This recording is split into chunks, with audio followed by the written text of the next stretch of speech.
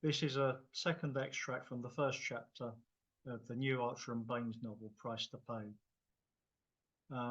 DCI Lizzie Archer has just seen justice done outside her local court with a young murderer being sentenced to prison, and her car's been vandalised, she suspects, by his family.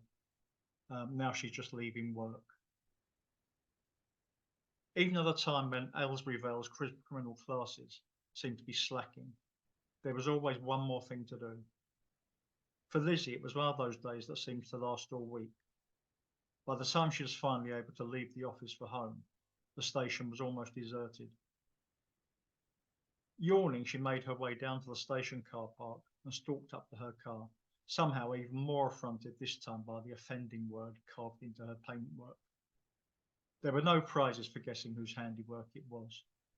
Maybe not Gaynor herself, but Lizzie would bet a pound to a penny that it had been one of the Upman clan. It had been Lizzie who led the raid on their home when that murdering little scumbag was taken away. Most likely someone had made a mental note of the car and its registration number even then, with payback already in mind. It wouldn't have been so hard to watch for her arrival at court, and then wait until the coast was clear before exacting this petty revenge. The initial shock and dismay had been quickly replaced by anger, and she and Joan had gone back inside the court to ask the security guys to review CCTV footage and pass on anything relevant. Although even if the cameras had captured anything conclusive, she was in two minds about pressing charges or even formally reporting it.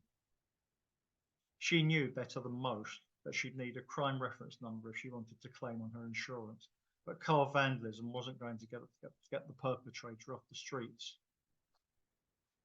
And a vindictive little cow like Gaynor might just take it into her head to pull something worse next time.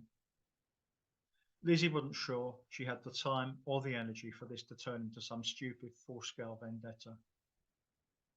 She'd see what CCTV might yield and then decide what to do about it. Right now, all she wanted was to get home and have a glass of wine and a meal with Dominic. Doubtless her level-headed husband would have an opinion. She unlocked the car, got in, and was closing the door when a hand gripped the frame, impeding its progress. She looked round, half expecting to be confronted by an enraged Gaynor Upman. Only it wasn't. She did the maths in her head. It must be 12 years. But he hadn't changed much. Quite a few grey strands among the blue-black hair she'd like to run her fingers through. Maybe the hairline was receding slightly. Some craggy lines in his face. A little thickening around the waist. The man who'd once broken her heart. "Hello, Lizzie," he said.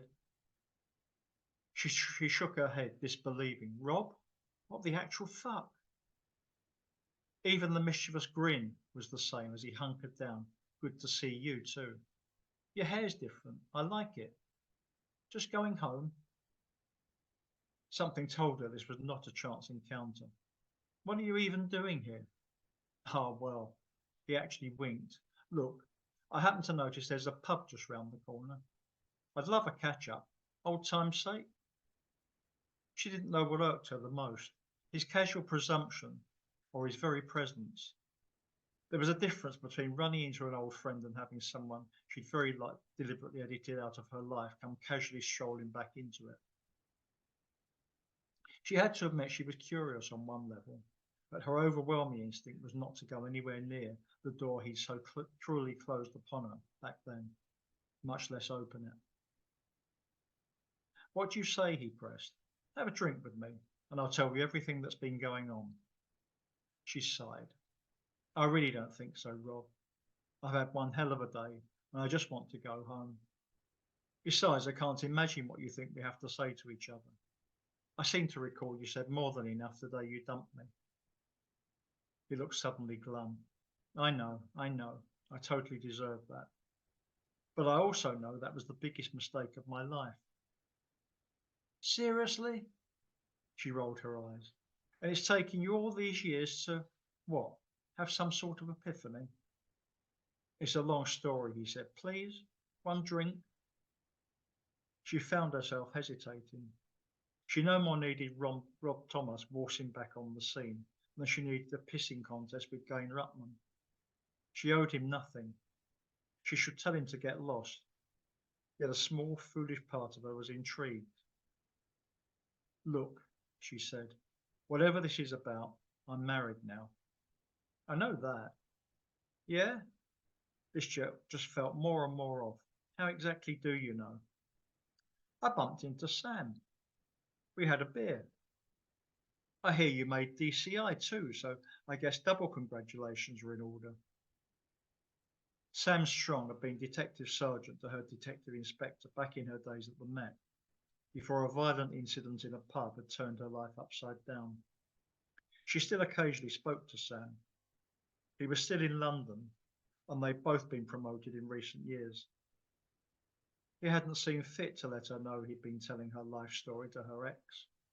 She'd kill him. You had a beer, she said glacially. That must have been nice. I suppose he helpfully told you I'm working out of Aylesbury Nick too. Another of those grins that had once never failed to weaken her resolve. But that had been then. And you what?